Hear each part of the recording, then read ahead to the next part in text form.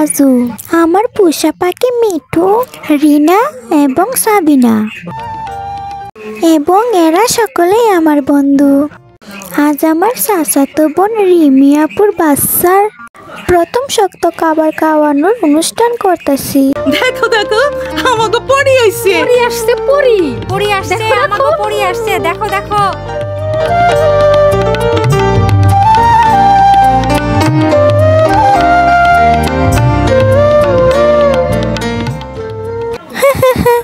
দীপু আমাগো গ্রামে সব থেকে দুষ্টু ছেলে হইলেও সকলেই তার উপকারী পরি বলতেছে। কি এটা বিশ্বাস হচ্ছে না?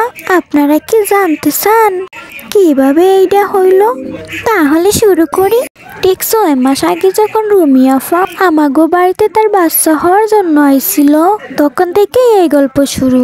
বিয়ের পর থেকে প্রত্যেক রাতে দৈত্য জাদুর মতো চলে আসতো এবং অসমাপ্ত জুতার তৈরির কাজ করত।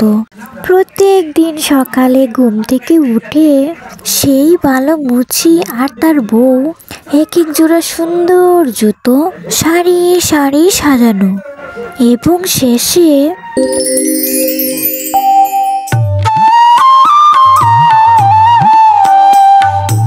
পরের দিন আমরা সব বন্ধুরা মিল্লা ভাবতেছিলাম কিভাবে ছুটির দিনগুলো কাটানো।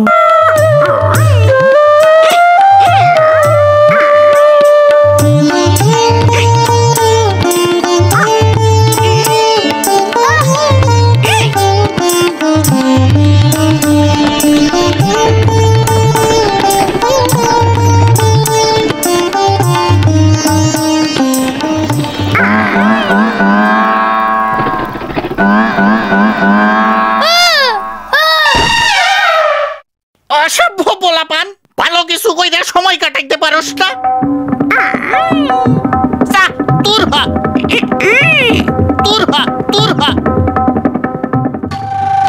আমি জানি আমরা কি করতে পারি। আমি আমার রুমি আপার কাছ থেকে শোনা দৈত্যের গল্পটা বন্ধুদের বলি এবং আমরা ঠিক করি ওই দৈত্যের মতো গোপনে গ্রামের সবার জন্য ভালো কিছু কর্ম। তাইলে কি আমরা ভালো দৈত্যের মতো হমু? কিন্তু এইটা গোপন রাখতে হইব। তারপর কয়েকদিন আমরা অনেক ভালো কাজ করছিলাম।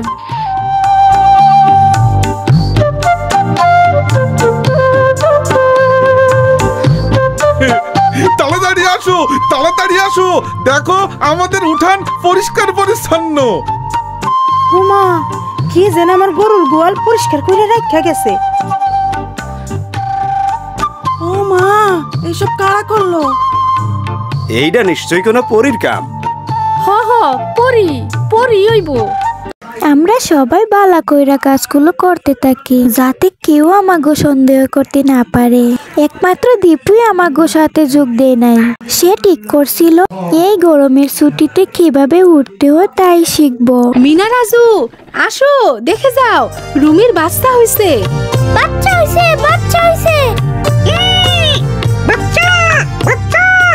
মিনা, রাজু, কি সুন্দর মেয়ে হয়েছে দেখো। বাচ্চার মুখে একটু মধু দিতে হইব না? না দাদি, শিশু জন্মের পরপরই যা দরকার তা হলো শুধুমাত্র মায়ের বুকের দুধ, যা শিশুকে সকল রোগবালাই থেকে রক্ষা করে। 6 মাস বয়স পর্যন্ত শিশু শুধু মায়ের দুধই খাবে, এমনকি পানিরও প্রয়োজন নেই। গ্রামে রুমি আফার মতো অনেকেই মা হইছে,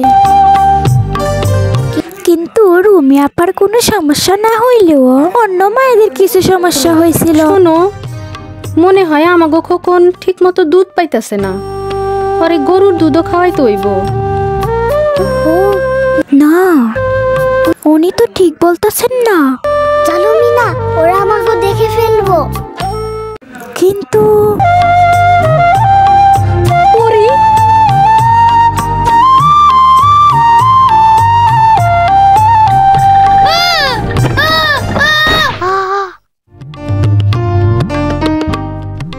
এর মধ্যে গ্রামের লোকজন ভাবতে লাগলো যে তারা পরীকেই দেখেছে। গ্রামবাসী সকল স্থানে এ ব্যাপারে নানা রকম কথা বলতে লাগলো। কেউ বলল গাছের উপরে অনেক ফুল ফুটছে, সেখানে পরি দেখছে।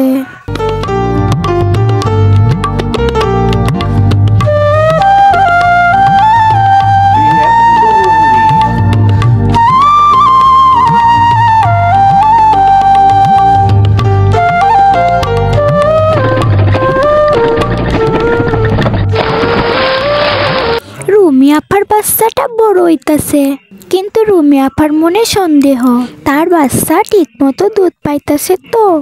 একদিন স্বাস্থ্য আপা এসে তাকে বুঝালেন, বুকে দুধ জমিয়ে রাখার প্রয়োজন পড়ে না। শিশু যতক্ষণ খাবে ততক্ষণই মায়ের দুধ পাবে। সেটা আমি কিভাবে বুঝবো? শিশু দিনের মধ্যে 6 বার হিসু করলে বুঝতে হবে সে ঠিক মতো বুকের দুধ পাচ্ছে।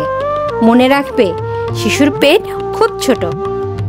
তুমি ভাবতে পারো সে ঠিক মতো দুধ পাচ্ছে না, কিন্তু 6 বার হিসু করলেই বুঝতে হবে সে ভালো আছে।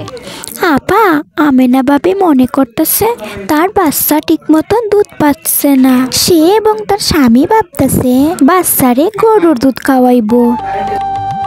তুমি কেমন করে একথা জানলে মিনা? পরি বলছে। আমার মনে হয় পরেই পারবে আমাদের এলাকার সকল মাকে মায়ের দুধের উপকারিতার সম্পর্কে সঠিকভাবে জানাতে। সকল মাই এটা করতে পারবে, এর জন্য তাদের আত্মবিশ্বাস বাড়ানো দরকার। আত্মবিশ্বাস, আত্মবিশ্বাস। আপার কথায় আমি একটা ভালো বুদ্ধি পাইলাম। যে কোনোদিন বাচ্চা জন্ম হইতে পারে। আগামীকাল বাজার থেকে মধু আর সরিষার তেল কিনে আনবো।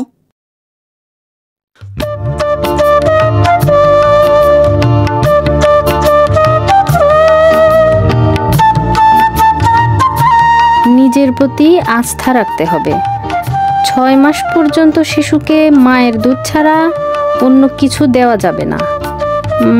এ ব্যাপারে কোনো কিছু জানার থাকলে অবশ্যই স্বাস্থ্য আপার সাথে কথা বলতে হবে।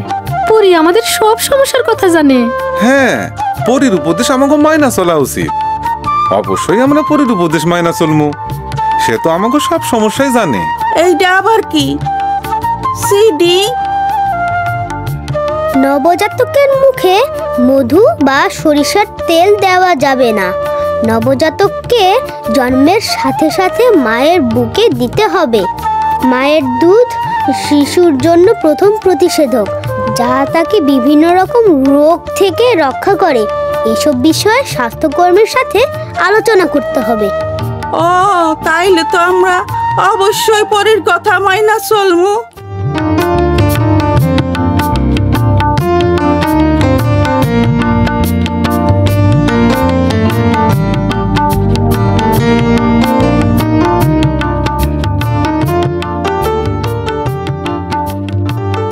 আমাগো ছুটির শেষ রাইতে আমরা আমাদের শেষ ভালো কাজটা করতে গেলাম।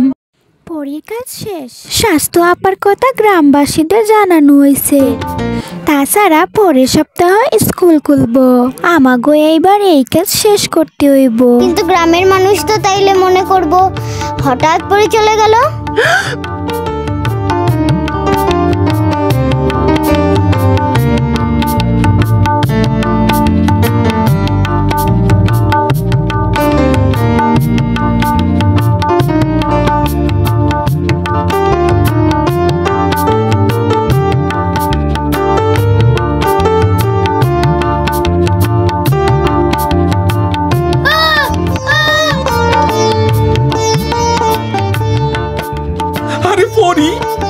আমরা পরি পাইছি। পরি পাইছি।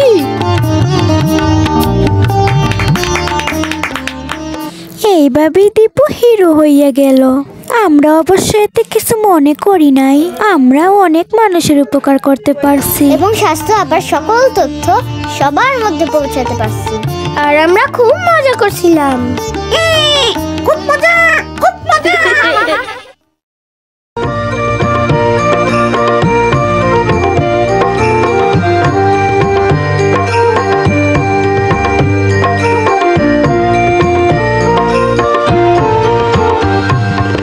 আমি বাবা মায়ের শত আদর